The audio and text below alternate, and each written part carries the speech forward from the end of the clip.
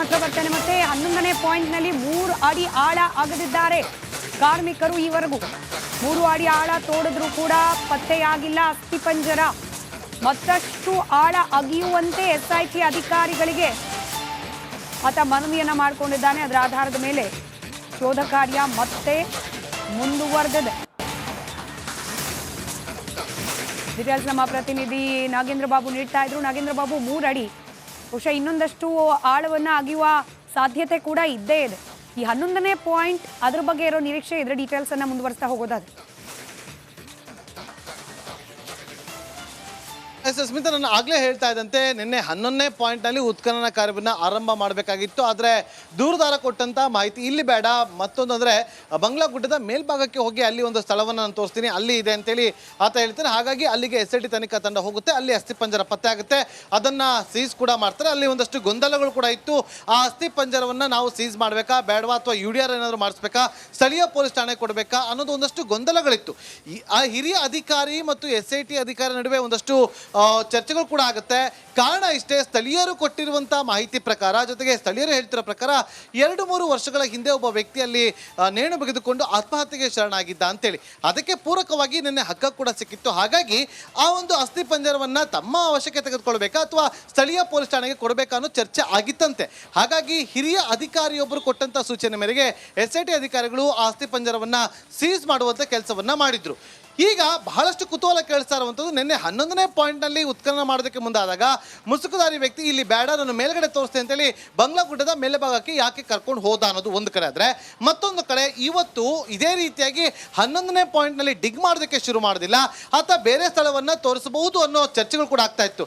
ಅದೇ ರೀತಿಯಾಗಿ ಇವತ್ತು ಬೆಳಗ್ಗೆ ಮುಸುಕುದಾರಿ ಸಮೇತವಾಗಿ SIT ತನಿಖಾ ತಂಡ, ಸೋಕೋ ಟೀಮ್ ಆಗಿರ್ಬೋದು, FSL ಟೀಮ್ ಆಗಿರ್ಬೋದು, ಎಲ್ಲರೂ ಕೂಡ ಆ ಸ್ಪಾಟ್ಗೆ ಹೋಗ್ತಾರೆ. ಎಲ್ಲರೂ ಅಂದುಕೊಂಡಿದ್ರು ಇವತ್ತು ಕೂಡ ನಿನ್ನೆ ಆದಂತೆ ಆಗುತ್ತೆ, ಬೇರೆ ಸ್ಥಳದಲ್ಲಿ ಉತ್ಖನನ ಕಾರ್ಯ ಆರಂಭ ಆಗುತ್ತೆ ಅಂತೇಳಿ. ಆದರೆ ಇವತ್ತು ಆ ರೀತಿಯಾಗಿ ಯಾವುದೇ ಗೊಂದಲಗಳು ಅಲ್ಲಿ ಸೃಷ್ಟಿಯಾಗಿಲ್ಲ. ಆತ ತೋರಿಸಿದ 11ನೇ ಪಾಯಿಂಟ್ನಲ್ಲೇ ಈಗ ಮಣ್ಣು ತೆಗೆಯುವಂಥ ಕೆಲಸವನ್ನು ಮಾಡಿದ್ದಾರೆ. ಸುಮಾರು ಸಿಬ್ಬಂದಿಗಳು 3 ಅಡಿಯಷ್ಟು ಆಳದ ಮಣ್ಣನ್ನು ಮೇಲಕ್ಕೆ ಎತ್ತಿದ್ದಾರಂತೆ. ಆದರೆ ಇಲ್ಲಿವರೆಗೂ ಕೂಡ ಯಾವುದೇ ರೀತಿಯಾದಂಥ ಕುರುಹು ಸಿಕ್ಕಿಲ್ಲ. ಹಾಗಾಗಿ ಆತ ಇನ್ನಷ್ಟು ಡಿಗ್ ಮಾಡುವಂತೆ, ಅಂದರೆ ಇನ್ನಷ್ಟು ಮಣ್ಣನ್ನು ತೆಗೆಯುವಂತೆ ಸೂಚನೆ ಕೊಟ್ಟಂಥ ಹಿನ್ನೆಲೆಯಲ್ಲಿ ಸಿಬ್ಬಂದಿಗಳು ಅಲ್ಲಿರುವಂಥ ಕೆಲವೊಂದಷ್ಟು ಸಿಬ್ಬಂದಿಗಳು ಕರ್ಕೊಂಡು ಹೋಗಿದ್ದಾರೆ, ಅವರನ್ನು ಮಣ್ಣು ತೆಗೆಯೋದಕ್ಕೆ ಸೂಚನೆ ಕೊಟ್ಟಿದ್ದಾರೆ. ಹಾಗಾಗಿ ಈಗ ಅಲ್ಲಿ ಉತ್ಖನನ ಕಾರ್ಯ ಮತ್ತೊಮ್ಮೆ ಶುರು ಮಾಡಿದರೆ 3 ಅಡಿ ಆಳ ಆಗಿದ್ರೂ ಕೂಡ ಅಲ್ಲಿ ಯಾವುದೇ ರೀತಿಯಾದಂತಹ ಕುರುಹುಗಳು ಪತ್ತೆ ಆಗಿಲ್ಲ. ಬಹಳ ಕುತೂಹಲ ಕೇಳಿಸ್ತಾ ಇದೆ. ಇವತ್ತು 11ನೇ ಪಾಯಿಂಟ್ನಲ್ಲಿ ನಿನ್ನೆ ಅಗಿಬೇಕಾಗಿತ್ತು, ಆಗಿಲಿಲ್ಲ. ಆದರೆ ಇವತ್ತು ಅಗಿತಾ ಇದ್ರೆ ಅಲ್ಲಿ ಏನಾದರೂ ಸಿಗುತ್ತಾ ಇಲ್ವಾ ಅನ್ನೋದು ಚರ್ಚೆಗಳಿಗೆ ಕಾರಣವಾಗ್ತಾ ಇದೆ. ಸ್ಮಿತಾ, ರೈಟ್, ಧನ್ಯವಾದ ನಾಗೇಂದ್ರ ಬಾಬು ಮಾಹಿತಿಗಾಗಿ. ಅದನ್ನು ಮುಗಿಸಿ ನಿಮ್ಮ ಹತ್ರ ಬರ್ತೇನೆ. ಮತ್ತೆ 11ನೇ ಪಾಯಿಂಟ್ನಲ್ಲಿ 3 ಅಡಿ ಆಳ ಅಗೆದಿದ್ದಾರೆ ಕಾರ್ಮಿಕರು. ಈವರೆಗೂ 3 ಅಡಿ ಆಳ ತೋಡಿದ್ರೂ ಕೂಡ ಪತ್ತೆಯಾಗಿಲ್ಲ ಅಸ್ಥಿಪಂಜರ. ಮತ್ತಷ್ಟು ಆಳ ಅಗೆಯುವಂತೆ SIT ಅಧಿಕಾರಿಗಳಿಗೆ ಆತ ಮನವಿಯನ್ನ ಮಾಡಿಕೊಂಡಿದ್ದಾನೆ. ಅದರ ಆಧಾರದ ಮೇಲೆ ಶೋಧ ಕಾರ್ಯ ಮತ್ತೆ ಮುಂದುವರೆದಿದೆ. ಡೀಟೇಲ್ಸ್ ನಮ್ಮ ಪ್ರತಿನಿಧಿ ನಾಗೇಂದ್ರ ಬಾಬು ನೀಡ್ತಾ ಇದ್ರು. ನಾಗೇಂದ್ರ ಬಾಬು, 3 ಅಡಿ ಬಹುಶಃ ಇನ್ನೊಂದಷ್ಟು ಆಳವನ್ನ ಅಗೆಯುವ ಸಾಧ್ಯತೆ ಕೂಡ ಇದ್ದೇ ಇದೆ. ಈ 11ನೇ ಪಾಯಿಂಟ್ ಅದ್ರ ಬಗ್ಗೆ ಇರೋ ನಿರೀಕ್ಷೆ ಇದ್ರೆ ಡೀಟೇಲ್ಸ್ ಅನ್ನ ಮುಂದುವರಿಸ್ತಾ ಹೋಗೋದಾದ್ರೆ. ಸ್ಮಿತಾ, ನಾನು ಆಗಲೇ ಹೇಳ್ತಾ ಇದ್ದಂತೆ ನಿನ್ನೆ 11ನೇ ಪಾಯಿಂಟ್ನಲ್ಲಿ ಉತ್ಖನನ ಕಾರ್ಯವನ್ನು ಆರಂಭ ಮಾಡಬೇಕಾಗಿತ್ತು. ಆದರೆ ದೂರದಾರ ಕೊಟ್ಟಂಥ ಮಾಹಿತಿ ಇಲ್ಲಿ ಬೇಡ, ಮತ್ತೊಂದು ಅಂದರೆ ಬಂಗ್ಲಾ ಗುಡ್ಡದ ಮೇಲ್ಭಾಗಕ್ಕೆ ಹೋಗಿ ಅಲ್ಲಿ ಒಂದು ಸ್ಥಳವನ್ನು ನಾನು ತೋರಿಸ್ತೀನಿ, ಅಲ್ಲಿ ಇದೆ ಅಂತೇಳಿ ಆತ ಹೇಳ್ತಾರೆ. ಹಾಗಾಗಿ ಅಲ್ಲಿಗೆ SIT ತನಿಖಾ ತಂಡ ಹೋಗುತ್ತೆ, ಅಲ್ಲಿ ಅಸ್ಥಿಪಂಜರ ಪತ್ತೆ ಆಗುತ್ತೆ, ಅದನ್ನು ಸೀಸ್ ಕೂಡ ಮಾಡ್ತಾರೆ. ಅಲ್ಲಿ ಒಂದಷ್ಟು ಗೊಂದಲಗಳು ಕೂಡ ಇತ್ತು. ಆ ಅಸ್ಥಿಪಂಜರವನ್ನು ನಾವು ಸೀಸ್ ಮಾಡಬೇಕಾ ಬೇಡವಾ, ಅಥವಾ UDR ಏನಾದರೂ ಮಾಡಿಸ್ಬೇಕಾ, ಸ್ಥಳೀಯ ಪೊಲೀಸ್ ಠಾಣೆ ಕೊಡಬೇಕಾ ಅನ್ನೋದು ಒಂದಷ್ಟು ಗೊಂದಲಗಳಿತ್ತು. ಆ ಹಿರಿಯ ಅಧಿಕಾರಿ ಮತ್ತು SIT ಅಧಿಕಾರಿ ನಡುವೆ ಒಂದಷ್ಟು ಚರ್ಚೆಗಳು ಕೂಡ ಆಗುತ್ತೆ. ಕಾರಣ ಇಷ್ಟೇ, ಸ್ಥಳೀಯರು ಕೊಟ್ಟಿರುವಂಥ ಮಾಹಿತಿ ಪ್ರಕಾರ, ಜೊತೆಗೆ ಸ್ಥಳೀಯರು ಹೇಳ್ತಿರೋ ಪ್ರಕಾರ 2-3 ವರ್ಷಗಳ ಹಿಂದೆ ಒಬ್ಬ ವ್ಯಕ್ತಿಯಲ್ಲಿ ನೇಣು ಬಿಗಿದುಕೊಂಡು ಆತ್ಮಹತ್ಯೆಗೆ ಶರಣಾಗಿದ್ದ ಅಂತೇಳಿ. ಅದಕ್ಕೆ ಪೂರಕವಾಗಿ ನಿನ್ನೆ ಹಗ್ಗ ಕೂಡ ಸಿಕ್ಕಿತ್ತು. ಹಾಗಾಗಿ ಆ ಒಂದು ಅಸ್ಥಿ ಪಂಜರವನ್ನು ತಮ್ಮ ಅವಶ್ಯಕತೆ ತೆಗೆದುಕೊಳ್ಬೇಕಾ ಅಥವಾ ಸ್ಥಳೀಯ ಪೊಲೀಸ್ ಠಾಣೆಗೆ ಕೊಡಬೇಕಾ ಅನ್ನೋ ಚರ್ಚೆ ಆಗಿತ್ತಂತೆ. ಹಾಗಾಗಿ ಹಿರಿಯ ಅಧಿಕಾರಿಯೊಬ್ಬರು ಕೊಟ್ಟಂಥ ಸೂಚನೆ ಮೇರೆಗೆ SIT ಅಧಿಕಾರಿಗಳು ಆ ಅಸ್ಥಿ ಪಂಜರವನ್ನು ಸೀಸ್ ಮಾಡುವಂಥ ಕೆಲಸವನ್ನು ಮಾಡಿದ್ರು. ಈಗ ಬಹಳಷ್ಟು ಕುತೂಹಲ ಕೇಳಿಸ್ತಾ ಇರುವಂಥದ್ದು ನಿನ್ನೆ 11ನೇ ಪಾಯಿಂಟ್ನಲ್ಲಿ ಉತ್ಖನನ ಮಾಡೋದಕ್ಕೆ ಮುಂದಾದಾಗ ಮುಸುಕುದಾರಿ ವ್ಯಕ್ತಿ ಇಲ್ಲಿ ಬೇಡ ನಾನು ಮೇಲ್ಗಡೆ ತೋರಿಸ್ತೇನೆ ಅಂತೇಳಿ ಬಂಗ್ಲಾ ಗುಡ್ಡದ ಮೇಲೆ ಭಾಗಕ್ಕೆ ಯಾಕೆ ಕರ್ಕೊಂಡು ಹೋದ ಅನ್ನೋದು ಒಂದು ಕಡೆ ಆದರೆ ಮತ್ತೊಂದು ಕಡೆ ಇವತ್ತು ಇದೇ ರೀತಿಯಾಗಿ 11ನೇ ಪಾಯಿಂಟ್ನಲ್ಲಿ ಡಿಗ್ ಮಾಡೋದಕ್ಕೆ ಶುರು ಮಾಡೋದಿಲ್ಲ ಆತ ಬೇರೆ ಸ್ಥಳವನ್ನು ತೋರಿಸಬಹುದು ಅನ್ನೋ ಚರ್ಚೆಗಳು ಕೂಡ ಆಗ್ತಾ ಇತ್ತು. ಅದೇ ರೀತಿಯಾಗಿ ಇವತ್ತು ಬೆಳಗ್ಗೆ ಮುಸುಕುದಾರಿ ಸಮೇತವಾಗಿ SIT ತನಿಖಾ ತಂಡ, ಸೋಕೋ ಟೀಮ್ ಆಗಿರ್ಬೋದು, FSL ಟೀಮ್ ಆಗಿರ್ಬೋದು, ಎಲ್ಲರೂ ಕೂಡ ಆ ಸ್ಪಾಟ್ಗೆ ಹೋಗ್ತಾರೆ. ಎಲ್ಲರೂ ಅಂದ್ಕೊಂಡಿದ್ರು ಇವತ್ತು ಕೂಡ ನಿನ್ನೆ ಆದಂತೆ ಆಗುತ್ತೆ, ಬೇರೆ ಸ್ಥಳದಲ್ಲಿ ಉತ್ಖನನ ಕಾರ್ಯ ಆರಂಭ ಆಗುತ್ತೆ ಅಂತೇಳಿ. ಆದರೆ ಇವತ್ತು ಆ ರೀತಿಯಾಗಿ ಯಾವುದೇ ಗೊಂದಲಗಳು ಅಲ್ಲಿ ಸೃಷ್ಟಿಯಾಗಿಲ್ಲ. ಆತ ತೋರಿಸಿದ 11ನೇ ಪಾಯಿಂಟ್ನಲ್ಲೇ ಈಗ ಮಣ್ಣು ತೆಗೆಯುವಂಥ ಕೆಲಸವನ್ನ ಮಾಡಿದ್ದಾರೆ. ಸುಮಾರು ಸಿಬ್ಬಂದಿಗಳು 3 ಅಡಿಯಷ್ಟು ಆಳದ ಮಣ್ಣನ್ನು ಮೇಲಕ್ಕೆ ಎತ್ತಿದ್ದಾರಂತೆ. ಆದರೆ ಇಲ್ಲಿವರೆಗೂ ಕೂಡ ಯಾವುದೇ ರೀತಿಯಾದಂಥ ಕುರುಹು ಸಿಕ್ಕಿಲ್ಲ. ಹಾಗಾಗಿ ಆತ ಇನ್ನಷ್ಟು ಡಿಗ್ ಮಾಡುವಂತೆ ಅಂದರೆ ಇನ್ನಷ್ಟು ಮಣ್ಣನ್ನು ತೆಗೆಯುವಂತೆ ಸೂಚನೆ ಕೊಟ್ಟಂಥ ಹಿನ್ನೆಲೆಯಲ್ಲಿ ಸಿಬ್ಬಂದಿಗಳು ಅಲ್ಲಿರುವಂಥ ಕೆಲವೊಂದಷ್ಟು ಸಿಬ್ಬಂದಿಗಳು ಕರ್ಕೊಂಡು ಹೋಗಿದ್ದಾರೆ, ಅವರನ್ನು ಮಣ್ಣು ತೆಗೆಯೋದಕ್ಕೆ ಸೂಚನೆ ಕೊಟ್ಟಿದ್ದಾರೆ. ಹಾಗಾಗಿ ಈಗ ಅಲ್ಲಿ ಉತ್ಖನನ ಕಾರ್ಯ ಮತ್ತೊಮ್ಮೆ ಶುರು ಮಾಡಿದ್ದಾರೆ. 3 ಅಡಿ ಆಳ ಆಗಿದ್ರೂ ಕೂಡ ಅಲ್ಲಿ ಯಾವುದೇ ರೀತಿಯಾದಂತಹ ಕುರುಹುಗಳು ಪತ್ತೆ ಆಗಿಲ್ಲ. ಬಹಳ ಕುತೂಹಲ ಕೇಳಿಸ್ತಾ ಇದೆ. ಇವತ್ತು 11ನೇ ಪಾಯಿಂಟ್ನಲ್ಲಿ ನಿನ್ನೆ ಅಗಿಬೇಕಾಗಿತ್ತು, ಆಗಿಲಿಲ್ಲ. ಆದರೆ ಇವತ್ತು ಅಗಿತಾ ಇದ್ದಾರೆ. ಅಲ್ಲಿ ಏನಾದರೂ ಸಿಗುತ್ತಾ ಇಲ್ವಾ ಅನ್ನೋದು ಚರ್ಚೆಗಳಿಗೆ ಕಾರಣವಾಗ್ತಾ ಇದೆ. ಸ್ಮಿತಾ. ರೈಟ್, ಧನ್ಯವಾದ ನಾಗೇಂದ್ರ ಬಾಬು ಮಾಹಿತಿಗಾಗಿ.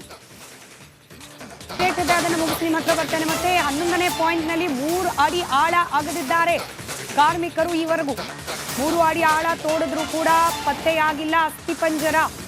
ಮತ್ತಷ್ಟು ಆಳ ಅಗಿಯುವಂತೆ SIT ಅಧಿಕಾರಿಗಳಿಗೆ ಆತ ಮನವಿಯನ್ನ ಮಾಡಿಕೊಂಡಿದ್ದಾನೆ. ಅದರ ಆಧಾರದ ಮೇಲೆ ಶೋಧ ಕಾರ್ಯ ಮತ್ತೆ ಮುಂದುವರೆದಿದೆ.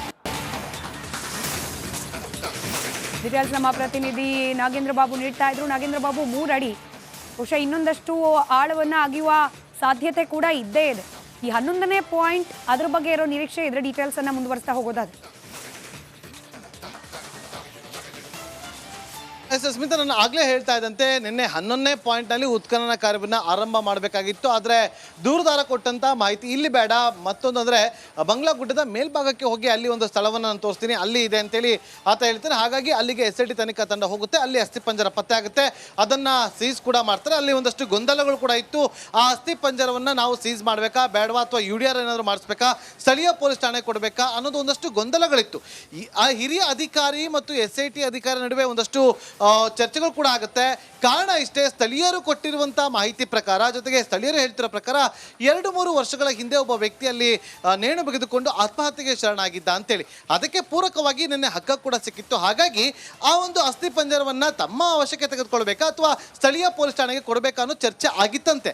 ಹಾಗಾಗಿ ಹಿರಿಯ ಅಧಿಕಾರಿಯೊಬ್ಬರು ಕೊಟ್ಟಂಥ ಸೂಚನೆ ಮೇರೆಗೆ SIT ಅಧಿಕಾರಿಗಳು ಆ ಅಸ್ಥಿಪಂಜರವನ್ನು ಸೀಸ್ ಮಾಡುವಂಥ ಕೆಲಸವನ್ನು ಮಾಡಿದ್ರು. ಈಗ ಬಹಳಷ್ಟು ಕುತೂಹಲ ಕೇಳಿಸ್ತಾ ಇರುವಂಥದ್ದು ನಿನ್ನೆ 11ನೇ ಪಾಯಿಂಟ್ನಲ್ಲಿ ಉತ್ಖನನ ಮಾಡೋದಕ್ಕೆ ಮುಂದಾದಾಗ ಮುಸುಕುದಾರಿ ವ್ಯಕ್ತಿ ಇಲ್ಲಿ ಬೇಡ ನಾನು ಮೇಲ್ಗಡೆ ತೋರಿಸ್ತೇನೆ ಅಂತೇಳಿ ಬಂಗ್ಲಾ ಗುಡ್ಡದ ಮೇಲೆ ಭಾಗಕ್ಕೆ ಯಾಕೆ ಕರ್ಕೊಂಡು ಹೋದ ಅನ್ನೋದು ಒಂದು ಕಡೆ ಆದರೆ ಮತ್ತೊಂದು ಕಡೆ ಇವತ್ತು ಇದೇ ರೀತಿಯಾಗಿ 11ನೇ ಪಾಯಿಂಟ್ನಲ್ಲಿ ಡಿಗ್ ಮಾಡೋದಕ್ಕೆ ಶುರು ಮಾಡೋದಿಲ್ಲ, ಆತ ಬೇರೆ ಸ್ಥಳವನ್ನು ತೋರಿಸಬಹುದು ಅನ್ನೋ ಚರ್ಚೆಗಳು ಕೂಡ ಆಗ್ತಾ ಇತ್ತು. ಅದೇ ರೀತಿಯಾಗಿ ಇವತ್ತು ಬೆಳಗ್ಗೆ ಮುಸುಕುದಾರಿ ಸಮೇತವಾಗಿ SIT ತನಿಖಾ ತಂಡ, ಸೋಕೋ ಟೀಮ್ ಆಗಿರ್ಬೋದು, FSL ಟೀಮ್ ಆಗಿರ್ಬೋದು, ಎಲ್ಲರೂ ಕೂಡ ಆ ಸ್ಪಾಟ್ಗೆ ಹೋಗ್ತಾರೆ. ಎಲ್ಲರೂ ಅಂದ್ಕೊಂಡಿದ್ರು ಇವತ್ತು ಕೂಡ ನಿನ್ನೆ ಆದಂತೆ ಆಗುತ್ತೆ, ಬೇರೆ ಸ್ಥಳದಲ್ಲಿ ಉತ್ಖನನ ಕಾರ್ಯ ಆರಂಭ ಆಗುತ್ತೆ ಅಂತೇಳಿ. ಆದರೆ ಇವತ್ತು ಆ ರೀತಿಯಾಗಿ ಯಾವುದೇ ಗೊಂದಲಗಳು ಅಲ್ಲಿ ಸೃಷ್ಟಿಯಾಗಿಲ್ಲ. ಆತ ತೋರಿಸಿದ 11ನೇ ಪಾಯಿಂಟ್ನಲ್ಲೇ ಈಗ ಮಣ್ಣು ತೆಗೆಯುವಂಥ ಕೆಲಸವನ್ನ ಮಾಡಿದ್ದಾರೆ. ಸುಮಾರು ಸಿಬ್ಬಂದಿಗಳು 3 ಅಡಿಯಷ್ಟು ಆಳದ ಮಣ್ಣನ್ನು ಮೇಲಕ್ಕೆ ಎತ್ತಿದ್ದಾರೆ.